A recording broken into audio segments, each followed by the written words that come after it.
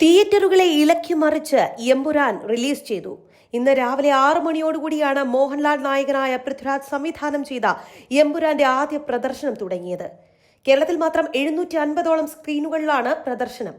മോഹൻലാൽ ഉൾപ്പെടെയുള്ള വൻ താരനിര തന്നെ ആദ്യ പ്രദർശനത്തിനെത്തിയിരുന്നു. കൊച്ചിയിലെ കവിതാ തിയേറ്ററിലാണ് മോഹൻലാൽ, പൃഥ്വിരാജ്, ടോവിനോ, മഞ്ജു വാര്യർ, ഇന്ദ്രജിത്ത് അടക്കമുള്ള താരങ്ങൾ എത്തിയത്. റിലീസിന് മുൻപേ മലയാള സിനിമയിലെ പല റെക്കോർഡുകളും ഭേദിച്ച ചിത്രമാണ് എമ്പുരാൻ. റിലീസ് ദിനത്തിലെ ടിക്കറ്റ് വിൽപ്പനയിലൂടെ മാത്രം ചിത്രം 50 കോടിയാണ് സ്വന്തമാക്കിയത്. ലൂസിഫറിന്റെ 2ാം ഭാഗമായി എത്തിയ എമ്പുരാൻ പ്രേക്ഷകരുടെ പ്രതീക്ഷയ്ക്കൊത്ത് ഉയർന്നിട്ടുണ്ടോ? പ്രേക്ഷകർ തന്നെ പറയട്ടെ. എനിക്ക് സെക്കൻഡ് പാർട്ടാണ് കമ്പാരിറ്റീവ്ലി ഇഷ്ടപ്പെട്ടത്. പിന്നെ ഓരോരുത്തരുടെ ചോയ്സിനനുസരിച്ചിരിക്കും. എനിക്ക് സെക്കൻഡ് പാർട്ടാണ് ഇഷ്ടപ്പെട്ടത്. അടിപൊളിയാണ്. ഈ റെക്കോർഡുകളൊക്കെ ബ്രേക്ക് ചെയ്യുമെന്ന്